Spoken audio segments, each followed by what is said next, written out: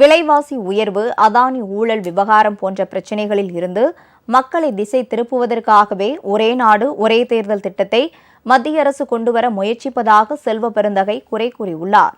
சென்னையில் செய்தியாளர்களிடம் பேசிய அவர், ஒரே நாடு ஒரே தேர்தல் என்பது மத்திய அரசின் திசை திருப்பும் ஒரு பிம்பமாகும் என்று கூறினார். அதன் காரணமாக எந்தவித பயனும் ஏற்பட்டு விடப்போவதில்லை. இந்த திட்டத்தை மற்ற அரசியல் கட்சிகளும் நாட்டு மக்களும் ஏற்றுக்கொள்ள மாட்டார்கள் என்று கூறினார். ஒரே நாடு ஒரே தேர்தல் என்பதெல்லாம் மக்களுடைய பிரச்சனை, விலைவாசி பிரச்சனை, அதானி பிரச்சனையை திசை திருப்புவதற்காக கொண்டு வருகின்ற ஒரு பிம்பம். இது ஒரு ஆயுதம். இதனால் எந்தவித பயனும் ஏற்பட போவதில்லை. இதனால் இந்திய தேசிய மக்கள் ஒரு நாடு ஒரு தேர்தலை ஒத்துக்கொள்ளப் போகவில்லை.